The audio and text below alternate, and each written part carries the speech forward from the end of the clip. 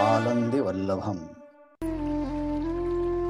लंकापुरी पुण्यभूमि पवित्र तेथे नांदतो ज्ञान राजा सुपात्र तया आठवीता महापुण्य राशी नमस्कार माझा श्री सद्गुरु ज्ञानेश्वराशी।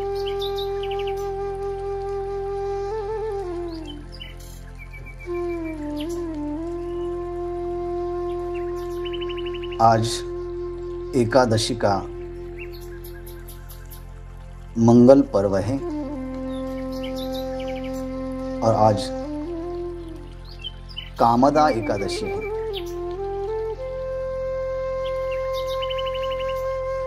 हमारी कामना पूरी करने वाली एकादशी है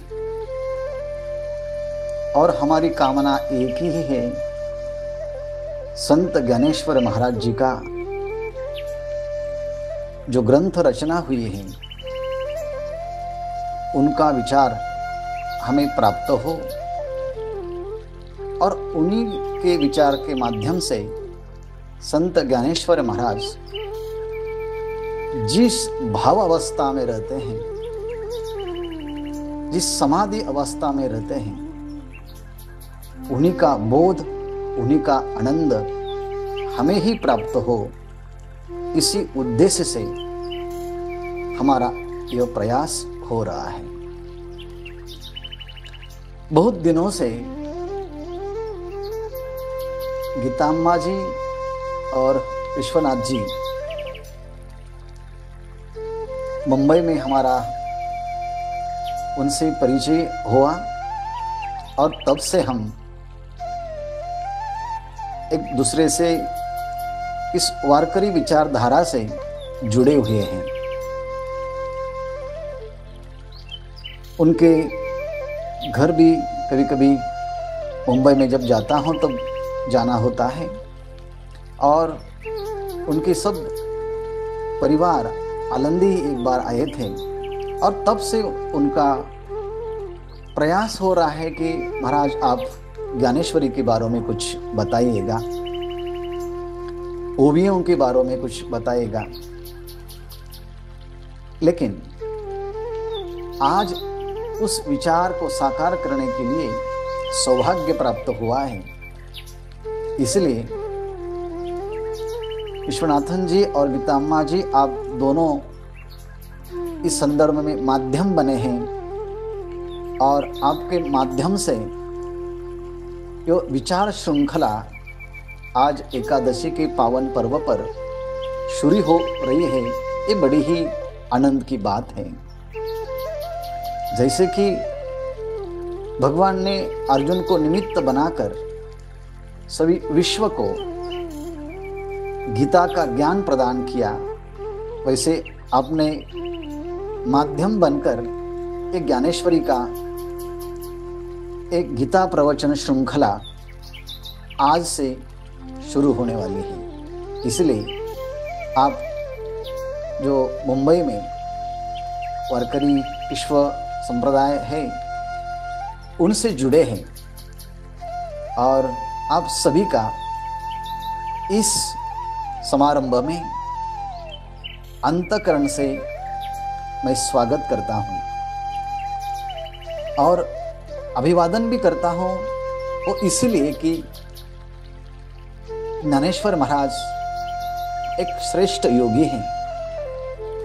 संत ज्ञानेश्वर महाराज भक्त हैं, कवि हैं, तत्वज्ञ हैं और सभी विश्व के लिए, हमारे लिए एक माँ जैसे हैं। इसलिए हम सभी वारकरी भक्त लोग संत ज्ञानेश्वर महाराज जी को माँ के नाम से पुकारते हैं और हम बोलते ज्ञानेश्वर माउली, ज्ञानेश्वर माउली। उनका हृदय माँ के जैसा होता है, इसलिए हर कोई साधक ज्ञानेश्वरी को प्रेम से, श्रद्धा से, भाव से, समर्पण से यदि पढ़ता है तो तो भगवान श्री विट्ठल जी ने आशीर्वाद दिया है, जो कोई भी भाव से ज्ञानेश्वरी पढ़ेगा भगवान उस पर कृपा करेंगे। भाव धरोनिया वाचेत ज्ञानेश्वरी, कृपा करी हरि तयावरी। भगवान स्वयं श्री हरि उन पर कृपा करेंगे यदि जो कोई भक्त संत ज्ञानेश्वर महाराज जी की जो ग्रंथ रचना ज्ञानेश्वरी हुई है उनको भाव से पढ़ेंगे। ज्ञानेश्वरी का एक नाम है भावार्थ दीपिका। संत ज्ञानेश्वर महाराज जी ने, भगवान श्री कृष्ण ने अर्जुन के लिए जो उपदेश किया है वो उपदेश का भाव एक साथ प्रकट किया है, इसलिए उस ग्रंथ का नाम है भावार्थ दीपिका। और दीपिका का मतलब होता है लैंप, दीपक। यदि कुछ अच्छा समारंभ हो तो हम दीपक लगाते हैं, जलाते हैं और उनके प्रकाश से हम भगवान को देखते हैं और उस प्रकाश से हमको भी देखते हैं।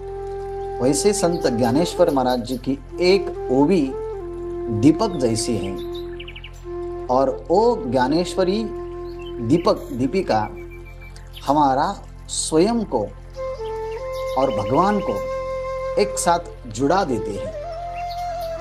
इसलिए हम ज्ञानेश्वरी की रचनाओं का, ओवियों का अभ्यास तो करेंगे, लेकिन उसके पहले ज्ञानेश्वर महाराज का जीवन क्या है,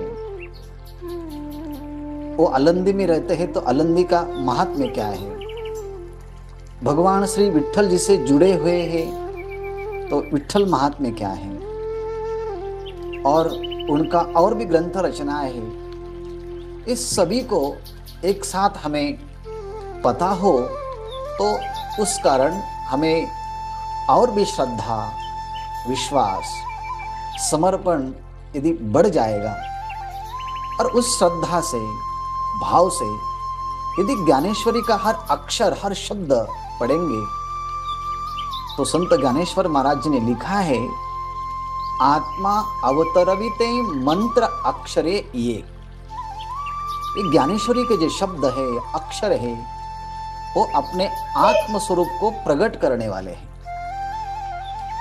आत्म दर्शन के लिए हर ओवी हमें मार्गदर्शन करने वाली है और ये सब देखने के पहले ज्ञानेश्वर महाराज जी का तप, साधना, गुरु भक्ति, ईश्वर समर्पण, धर्मनिष्ठा, ये जो सभी मूल्य यदि हम देखेंगे और ठीक तरह से पढ़ेंगे तो और भी श्रद्धा हमें जागरूक करेंगी। इससे पहले हम जो अभी वारकरी संप्रदाय में जुड़े हुए हैं तो उसका अर्थ पहले बताएंगे कि वारकरी का मतलब क्या होता है। संत ज्ञानेश्वर महाराज जी ने स्वयं बताया है कि जो अपने तन से, मन से और वाणी से भगवान को समर्पित है और उनका दर्शन करने के लिए अपने घर से पैदल पंढरपुर जाता है और पंढरपुर से फिर पैदल अपने घर में आता है और जाते समय मृदंग हो, वीणा हो, भक्ति संगीत गाते हुए भक्तों के समवेत जब पंढरपुर जाते हैं और फिर वापस घर आते हैं, उस साधना प्रक्रिया को हमारे यहाँ वारी बोलते हैं। वारी का मतलब ये होता है हमारे घर से पंढरपुर को जाना, भगवान का नाम चिंतन करते करते और फिर वहाँ से भगवान का नाम चिंतन, श्री विट्ठल, विठोबा रुखमाई, जय जय विठोबा रुखमाई, ज्ञानदेव तुकाराम, ज्ञानदेव तुकाराम। इस तरह से भगवान का और संतों का नामस्मरण करते हुए जब हम जाते हैं तो उसको, उस साधना को वारी बोलते हैं। और यह वारी तन मन धन समर्पण होके जब हम करते हैं तब उस स्थिति को हम वारी करी बोलते हैं। काया वाचा जीवे मने सर्वस्व उदार, बाप रखुमा देवीवरो विठ्ठलाचा वारी कर। इसका मतलब यही होता है, काया का मतलब होता है तन से, वाचा का मतलब होता है मन से, जीवे का मतलब होता है अंतःकरण से। यदि सर्वस्व हम भगवान को समर्पित हो जाते हैं, बाप रखुमा देवीवर को, और उसकी साधना करते हैं, उनको ही वारी कर बोलते हैं। और वारी कर इस नाम से ही आगे चलकर कुछ बदल होके वारकरी नाम पड़ा है। मूल तो है वारी करी और उसके बाद नाम आ गया है वारकरी। और उसमें वारकरी शब्द में दो है, एक है वार और दूसरा है करी। करी का मतलब करने वाला, और वार शब्द के अलग अलग अर्थ किए जाते हैं। जैसे कि वार शब्द का वारिणी मतलब पानी भी होता है। जैसे कि हम कुछ पूजा करते हैं तो हाथ में जल लेते हैं और संकल्प करते हैं कि इस संकल्प के लिए हम काम कर रहे हैं, और पानी और संकल्प छोड़ देते हैं। वैसे आज हम हमारा जीवन पूरा की पूरा भगवान को समर्पित करने वाले हैं, और हमारा जो अहंता ममता, जो अटैचमेंट है इस दुनिया के संदर्भ में, हम सब छोड़कर भगवान हम आपके लिए समर्पित हैं। और इसका मतलब होता है जैसा पानी जल संकल्प किए हुए हम छोड़ देते हैं, वैसे वारकरी वो होता है हमना पूरा का पूरा जीवन भगवान को समर्पित जो करते हैं उसको बोलते हैं वारकरी। वारी का मतलब होता है जल और करी का मतलब होता है करने वाला, और उनका समन्वयात्मक अर्थ होता है भगवान को हमारा जीवन शरीर समर्पित करने वाला, मतलब भगवान की सेवा करने का संकल्प जो लेता है वो वारकरी होता है। और वार का मतलब मराठी में दिन भी होता है, जैसे कि हम सोमवार, मंगलवार, बुधवार, गुरुवार ये भी बोलते हैं। और करी का मतलब होता है करने वाला। तो क्या हुआ, हमारा हर दिन जो ही कोई भी दिन आता हो, उस हर दिन को भगवान के भक्ति से, प्यार से सार्थक बनाने वाले होते हैं, वो है वारकरी। हर दिन सार्थक हो, मतलब हर दिन व्यर्थ न जाए। हाँ, कल आया तो आज का दिन जाएगा नहीं, आज कुछ हम नामस्मरण करेंगे, साधना करेंगे, ज्ञानेश्वरी पढ़ेंगे, हमारे अंतःकरण के दोष दूर करेंगे और ज्ञान को बढ़ाएंगे। मतलब हर दिन हर क्षण जो सार्थक बना करता है उसको बोलते वारकरी। और वार का मतलब होता है द्वार।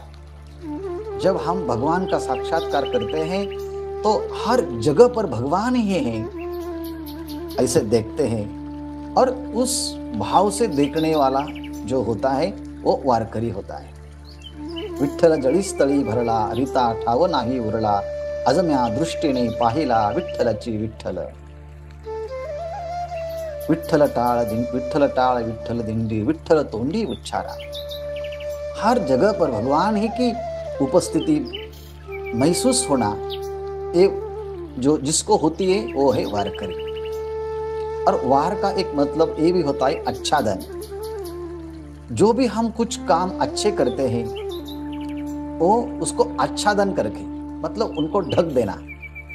ये नहीं कहना कि हमने ये ज्ञानेश्वरी इतनी पढ़ी है, हमने वारी इतने बार की है, इसका मतलब ये होता है कि हम अच्छे काम करें लेकिन उनका प्रदर्शन नहीं करने वाले। संत ज्ञानेश्वर महाराज जी ने ये बात ज्ञानेश्वरी में भी लिखी है। वाचस्पतीचे ने पाड़े लेकिन विड़िवे माझी दड़े महिमे भेने। इतना बड़ा वाचस्पति होकर भी हमें कुछ नहीं आता, मतलब सद्गुणों को ढक देता है, प्रदर्शन नहीं करता। जो करने वाला है वो होता है वारकरी। इसका मतलब, वार का मतलब द्वार भी है, वार का मतलब अच्छा दान भी है, और वार का मतलब होता है शंकर, कल्याण। जब हम इस संप्रदाय में आते हैं तो हमारा और विश्व का कल्याण दोनों भी इस विचारधाराओं से होता है, और ये जो करने वाले हैं वो वारकरी है।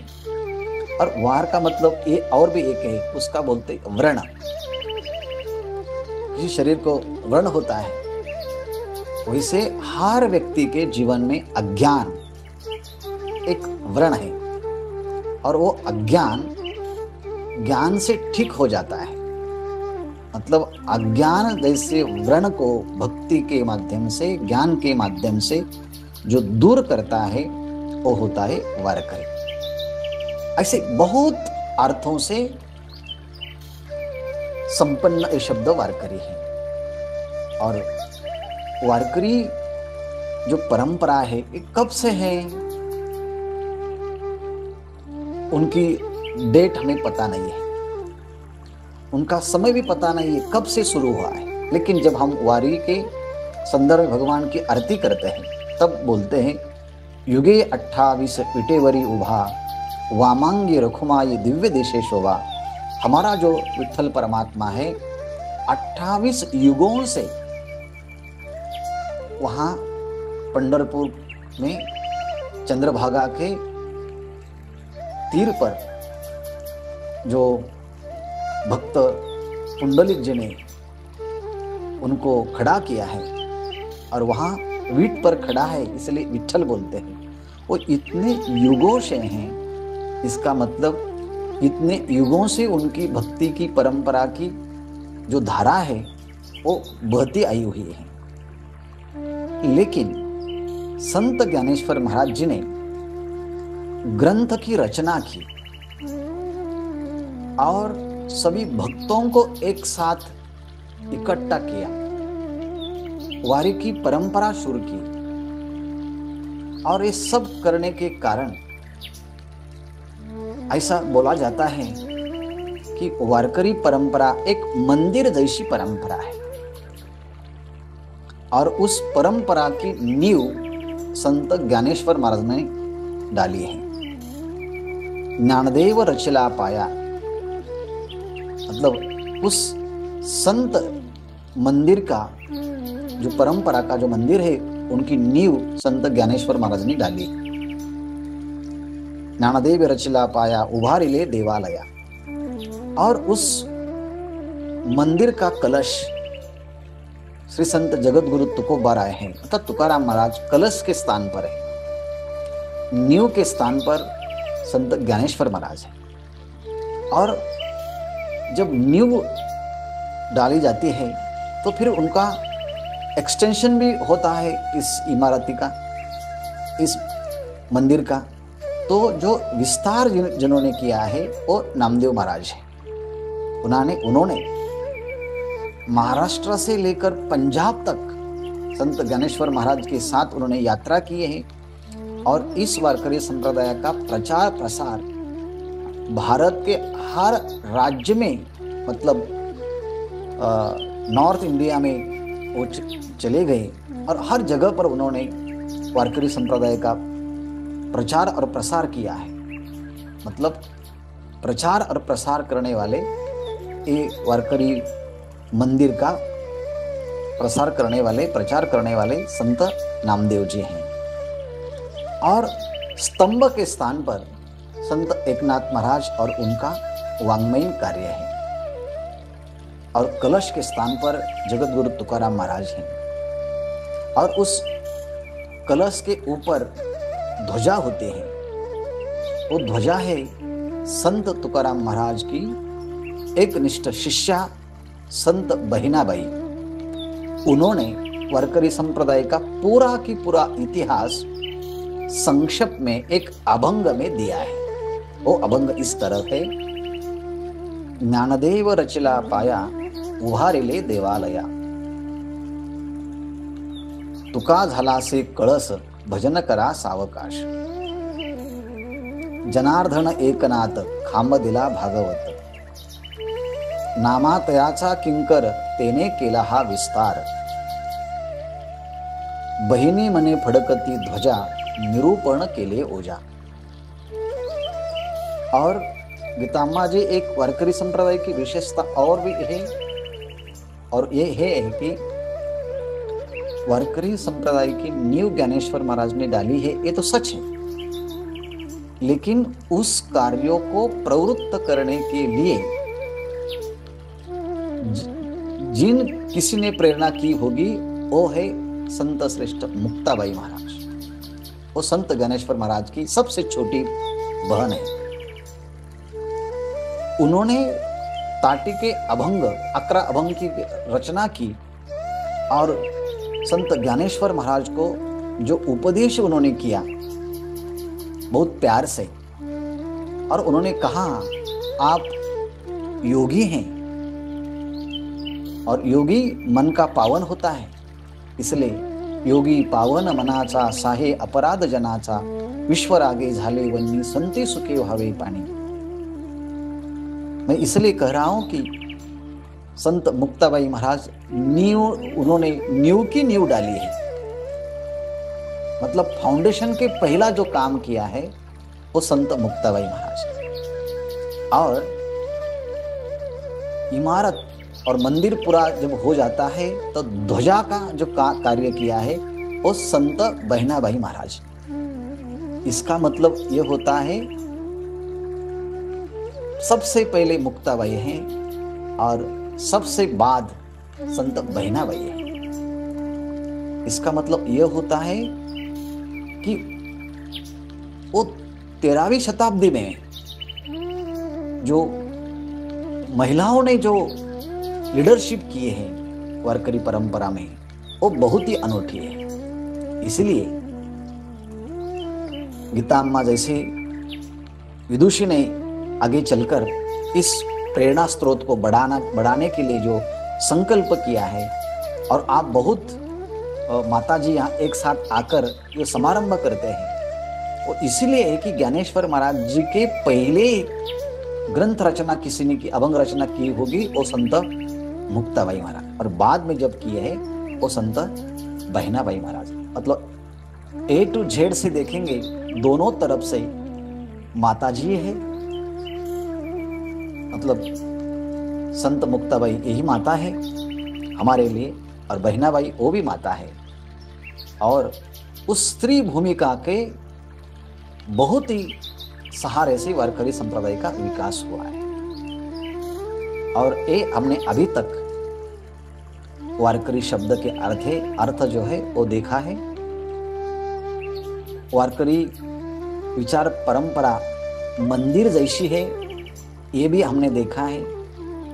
उसने ज्ञानेश्वर महाराज नींव के स्थान पर है, एकनाथ महाराज स्तंभ के स्थान पर है, और जो विस्तार करने वाले एक्सटेंशन के स्थान पर संत नामदेव जी महाराज हैं, और कलश के स्थान पर जगत गुरु तुकाराम महाराज हैं, और ध्वजा के स्थान पर संत बहनाबाई महाराज हैं। और 13वीं शताब्दी में ये सब मंदिर का काम शुरू हुआ, और 16वीं शताब्दी तक तुकाराम महाराज और संत बहनाबाई उनका जीवन काल है। तो 13वीं शताब्दी से लेकर 16वीं शताब्दी तक जो संत वारकरी परंपरा का जो मंदिर पूरा हुआ है, इतने सालों की एक परंपरा है। उसके पहले ही वारकरी संप्रदाय था, लेकिन उसमें ग्रंथ कौन से थे और कौन कौन भक्त हुए, ये सब डॉक्यूमेंट्री अभी तक उपलब्ध नहीं है। और वो ज्ञानेश्वर महाराज जी से सब शुरू हुई है, इसलिए संत ज्ञानेश्वर महाराज वारकरी संप्रदाय के नींव के स्थान पर है। लेकिन परंपरा तो कितने सालों से है, उनका कोई इतिहास निश्चित स्वरूप से हमें पता नहीं होता। लेकिन ज्ञानेश्वर महाराज जी के पिता का नाम ही विठ्ठल पंत है, और ज्ञानेश्वर महाराज जी का पिताजी का नाम विठ्ठल पंत इसलिए रखा होगा कि उनके पिताजी भी भगवान श्री विट्ठल जी के भक्त होंगे, इसलिए तो उनका नाम विट्ठल पंत रखा। मतलब ज्ञानेश्वर महाराज के 2-3 पीढ़ियां पहले ये वारकरी संत धारा बहती आई हुई है। और इस ज्ञानेश्वर महाराज का जीवन इतना अनोखा है, इतना प्रसन्न और गंभीर है। उनकी माता रुक्मिणी और पिता विट्ठल पंत। विट्ठल पंत महाराष्ट्र में आपे गांव एक जगह है, वहां के थे और बचपन से ही वैराग्य संपन्न थे, गायत्री पुरस्चरण करने वाले थे। अध्ययन पूरा करके भारत के हर राज्य में जाकर, हर तीर्थ क्षेत्र में जाकर पर्यटन यात्रा करना चाहते थे। और विट्ठल पंत जी ने अपनी माता और पिताजी की अनुमति लेकर भारत में तीर्थ यात्रा करने के लिए उन्होंने प्रस्थान किया। और ऐसे ही तीर्थ यात्रा करते समय आलंदी में आए। तब रुक्मिणी जी के पिता सिद्धो पंथ वो आलंदी में रहते थे और उन्होंने देखा कोई नया युवक आलंदी में आया है, बहुत ही वैराग्य संपन्न है, अपनी साधना में रहता है और भगवान सिद्धेश्वर जी का दर्शन करने के लिए आलंदी में पधारे हैं। 2-3 दिन बाद उन्होंने उनको विनंती की, रिक्वेस्ट किया कि चलो हमारे घर भोजन करेंगे। विट्ठल पंत ने उनकी जो विनती स्वीकार की और भोजन करने के लिए वहां गए। फिर और भी बातचीत हो गई, कहाँ से आए, कहाँ जा रहे हैं, आप क्या कर रहे हैं। लेकिन वो इतना विरक्त और वैराग्यशाली थे, उन्हें ज़्यादा नहीं बोलते थे।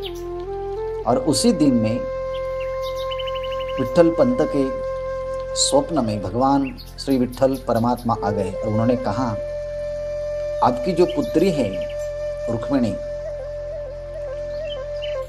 इनका विट्ठल पंत जी के साथ विवाह कर दो, ये मेरा आदेश है। क्योंकि आपके यहाँ ब्रह्म, विष्णु, महेश और आदिशक्ति स्वयं अवतीर्ण होने वाले हैं इनके कोख से, इनके उदर से।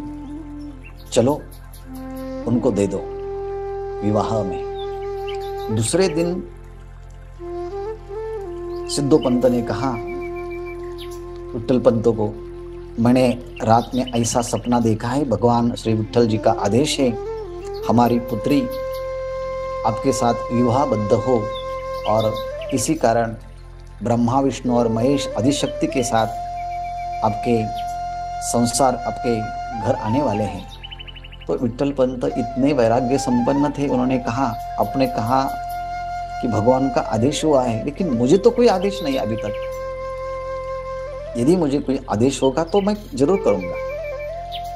उसी दिन विट्ठल पंत वहां रुके और भगवान विट्ठलेश परमात्मा उनके स्वप्न में आए और कहा, आप रुक्मिणी जी का स्वीकार करो पत्नी के रूप में। देवता स्वयं आपके यहाँ जन्म लेने वाले हैं। और इसी तरह से भगवान का संकल्प हुआ और रुक्मिणी और विट्ठल पंत जी का विवाह हुआ। और कुछ दिन बाद विट्ठल पंत ने कहा कि मुझे यात्रा करने के लिए पंढरपुर जाना है। तो फिर रुक्मिणी माता और विट्ठल पंत ये सब एक साथ पंढरपुर चले गए। फिर वहाँ पंढरपुर से फिर आलंदी आए। तो फिर विट्ठल पंत ने कहा कि मुझे तो और भी यात्रा करनी थी, लेकिन बीच में विवाह होने के कारण मैं यहाँ रुका। तो फिर आगे की यात्रा करने के लिए गए। सब यात्रा करके फिर चले आए। आलंदी में आए।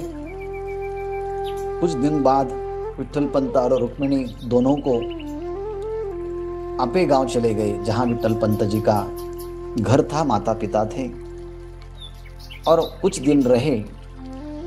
और बाद विट्ठल पंत जी के माता पिता गुजर गए, इसलिए सिद्धो पंत ने विट्ठल पंत जी को और रुक्मिणी को फिर वापस आलंदी लाया। दोनों एक साथ रहने लगे। कुछ दिन ऐसा हुआ, विट्ठल पंत जी को संसार में मन नहीं लगता था, ध्यान में, ज्ञान में, वैराग्य में, साधना में। तो हर समय रुक्मिणी जी को पूछते हैं, क्या मैं संन्यास ले सकता हूं? उन्होंने कहा, अपने गृहस्थ आश्रम स्वीकार किया है, बाल बच्चे होने चाहिए, और उसके बाद आप संन्यास ले सकते हैं।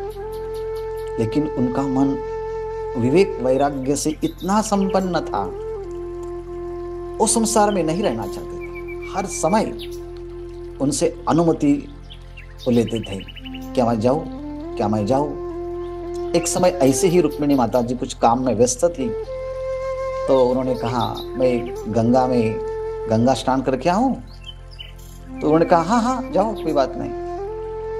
तो उन्हें क्या पता गंगा मतलब काशी में जाना है। ऐसे ही विमनस्क स्थिति में रुक्मिणी माता थी, और उनसे ऐसे ही अचानक परमिशन जैसे स्वीकार किया, अनुमति स्वीकार की, और काशी में चले गए। और वहां श्रीपाद स्वामी का एक बड़ा आश्रम था। उस आश्रम में गए और उन्होंने कहा, उस रामानंद स्वामी भी कभी उनका नाम है, कभी कभी श्रीपाद स्वामी ऐसा नाम आता है, कि वहां रहने लगे कि मुझे संन्यास लेना है। इतना वैराग्यशील स्वभाव देखकर श्रीपाद स्वामी या रामानंद स्वामी जी ने उनको दीक्षा दी, और इतना अच्छा शिष्य मिला इतने दिनों के बाद। उन्होंने कहा, आपसे इस हमारा आश्रम का उत्तरदायित्व तो आप संभालेंगे, मुझे तीर्थ यात्रा जाना है। तो फिर विट्ठल पंत उनके आश्रम में व्यवस्था देखने के लिए उनका उत्तराधिकारी बने और साधना करने लगे। और गुरु श्रीपाद स्वामी या रामानंद स्वामी तीर्थ यात्रा करने के लिए फिर वहां से निकले। कुछ कोइंसिडेंस हो, कुछ भी कर सकते हैं। वो भी सिद्धेश्वर जी का दर्शन करने के लिए आलंदी में पधारे। भीमाशंकर का दर्शन करके फिर आलंदी आए। और कोई महात्मा आया हो तो हमारे भारत में उनका दर्शन करने के लिए जाना एक बहुत शकुन माना जाता है, शुभ शकुन माना जाता है। वैसे ही आलंदी के सभी लोग श्रीपाद स्वामी जी के दर्शन के लिए जाते थे। और उस समय रुक्मिणी माता वहां दर्शन करने के लिए गई, तो श्रीपाद स्वामी ने पुत्रवती भव ऐसा आशीर्वाद दे दिया। तो फिर रुक्मिणी माता फिर से देखने लगी और कुछ अंदर से हिचकिचाती थी कि ये महात्मा जी ने क्या आशीर्वाद दिया है, and how it is possible now my husband has initiated as a sannyas in Kashi, तो फिर कैसे आएंगे फिर बाद में। तो रुकते हैं तो फिर श्रीपाद स्वामी जी ने बोला कि आप कुछ कहना चाहती है क्या? उन्होंने कहा, हाँ हाँ मैं कहना चाहती हूँ कि हमारा जो पति है काशी चले गए हैं, सन्यास लिया है, तो फिर पुत्र कैसा होगा? आपने तो पुत्रवती भव ऐसा आशीर्वाद दिया है। फिर उनसे पूछा, नाम पूछा, स्वभाव पूछा, कैसे है, सब वर्णन किया। तो उनको पता चला कि अभी अभी एक लड़का आया है महाराष्ट्र से, उन्होंने सन्यास लिया है, शायद यही हो सकता है। उन्होंने जो यात्रा शुरू की थी वही उन्हें रुका दी। फिर वापस काशी गए और उन्होंने कहा, क्या आप मुझसे झूठे बोलते थे? क्या मैंने परमिशन ली है? आपकी शादी हुई थी ना? तो गुरु ने पूछा है, तो उन्होंने कहा कि हाँ मेरी शादी हुई थी। तो उन्होंने कहा, मैंने आपके पत्नी से पुत्रवती भव, ऐसा आशीर्वाद दिया है। तो we have to go back again into accept the household life. आपको फिर वापस जाना होगा और संसार में गृहस्थ आश्रम में रहना होगा, गृहस्थ आश्रम स्वीकार करना पड़ेगा। तो उन्होंने कहा ऐसा नहीं हो सकता, ब्रह्मचर्य से, गृहस्थ से, वानप्रस्थ से संन्यास आ सकते हैं, लेकिन संन्यास लेकर फिर गृहस्थ आश्रम में नहीं जा सकते। लेकिन गुरु ने कहा नहीं जा सकते, शास्त्र का नियम है, लेकिन मेरा ये आदेश है, we have to go back again in household life, in grihastha ashram. फिर आपको जाना होगा, गुरु की आज्ञा है। तो फिर विट्ठल पंत जी ने कहा शास्त्र तो है, लेकिन गुरु तो शास्त्र से बढ़कर हैं। फिर वापस आ गए। और हम दुनिया में देखते हैं जो कुछ समाज विरुद्ध गोष्ठी रीति हो जाते हैं, समाज के विरुद्ध कुछ घटनाएं घटते हैं, तो समाज, दुनिया उनको स्वीकार नहीं करती। इसी तरह से विट्ठल पंत ने संन्यास लिया, फिर गृहस्थ आश्रम में आ गए और संसारी लाइफ जीने लगे। तब आलंदी के सभी लोगों ने कहा कि आप आलंदी नहीं रह सकते हैं।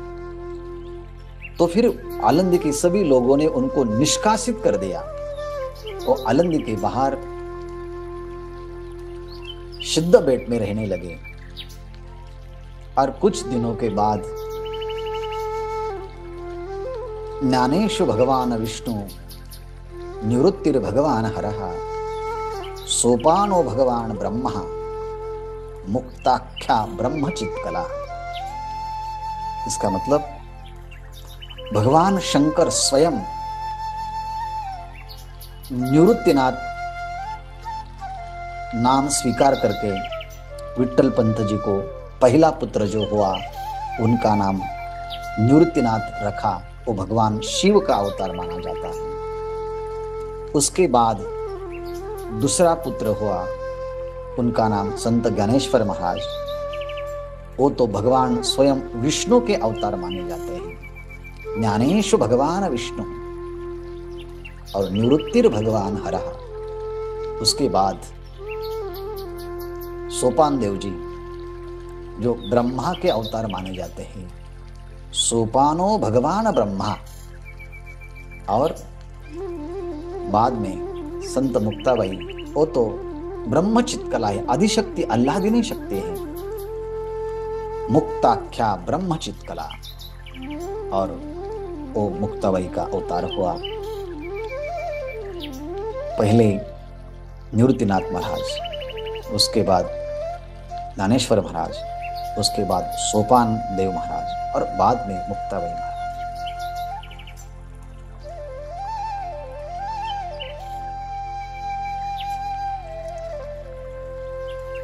तिन्हीं देव जैसे परब्रह्मी चेठसे जगी चंद्र सूर्य जैसे प्रकाशले। ये तीनों देव उनके घर में आए पुत्र के रूप में। फिर दुनिया को देखना ही क्या, आहा बोलते, संन्यास लिया, फिर गृहस्थ आश्रम, बच्चों को पैदा किया। You have no right to live in this society. ऐसे लोग वहां के धर्म मार्तंडों ने कहा कि आपको यहाँ समाज में नहीं रह सकते। विट्ठल पंत जी ने कहा ऐसा मत करो, गलती हमसे हुई है, हमारे पुत्रों से नहीं। लेकिन उन्होंने कहा नहीं नहीं, आप यहाँ नहीं रह सकते। फिर विट्ठल पंत और रुक्मिणी माता ने इस सभी पुत्रों को एक साथ लिया और त्र्यंबकेश्वर चले गए। और वहां ब्रह्मगिरि नामक पर्वत है, और उस ब्रह्मगिरि की प्रदक्षिणा करना एक वहां का एक नेम है। तो सभी विट्ठल पंत, रुक्मिणी, संत ज्ञानेश्वर महाराज, निवृत्तिनाथ महाराज, सोपान और मुक्ताबाई, ये सब एक साथ उस पहाड़ की, ब्रह्मगिरि की प्रदक्षिणा करने लगे। एक समय ऐसा आया जंगल था, ठीक तरह से रास्ता भी पता नहीं था, फिर भी यात्रा कर रहे थे, प्रदक्षिणा कर रहे थे। अचानक व्याघ्र की गर्जना हुई, व्याघ्र टाइगर का आवाज सुनाई दिया और सब घबरा गए। विठ्ठल पंत एक जगह पर, रुक्मिणी माता एक जगह पर, सोपान काका, मुक्ताबाई, निवृत्तिनाथ वाला अलग अलग जगह पर वो बिखरे गए। और ऐसे ही घूमते घूमते संत निवृत्तिनाथ महाराज, जो सबसे बड़ा पुत्र था, दौड़ते दौड़ते एक गुहा में चला गया और वहां एक योगी तपश्चर्या कर रहे थे और उनका नाम था गहिनीनाथ महाराज। नाथ परंपरा के आचार्य थे और बहुत दिनों से उनको संकेत हुआ था कि आपके पास बड़ा ही विरक्त महात्मा पुत्र आने वाला है, उनको शिष्य स्वीकार करके दीक्षा प्रदान करो। तो ऐसा कहा जाता है कि उस व्याघ्र का निमित्त बनकर संत गहिनीनाथ महाराज जी ने उस गुफा में उनको ले गए और नाथ परंपरा की दीक्षा उन्होंने प्रदान की। 2 दिन के बाद एक दूसरे को ढूंढते ढूंढते सब एक जगह पर आ गए। सभी को आनंद हुआ, निवृत्तिनाथ महाराज आ गए, निवृत्तिनाथ महाराज आ गए। लेकिन जाते समय एक पुत्र था, लेकिन जब वो गुफा से बाहर आए, एक योगी जैसा तेज उनके चेहरे पर खुलने लगा। दैदीप्यमान मुखचर्या, ब्रह्म तेज उनके मुख पर दिखाई देता था। अरे ये अलग ही हो गया है। उन्होंने कहा, हाँ अलग ही हो गया है, मुझे दीक्षा प्राप्त हुई है गहिनीनाथ महाराज जी से।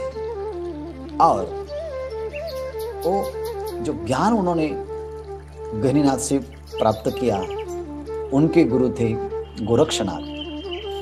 गोरक्षनाथ जी के गुरु थे मच्छिंद्रनाथ और मच्छिंद्रनाथ के गुरु थे भगवान शंकर। आदिनाथ गुरु सकळ सिद्धांचा मच्छिंद्रतयाचा मुख्य शिष्य मच्छिंद्राने बोध गोरक्षासी केला। गोरक्ष वळाला गहिणी प्रती, गहिणी प्रसादे निवृत्ति दातार ज्ञानदेवा सार चोजविले। और एक ज्ञान परंपरा, नाथ परंपरा निवृत्तिनाथ महाराज से आई और आगे उन्होंने प्रदक्षिणा शुरू की।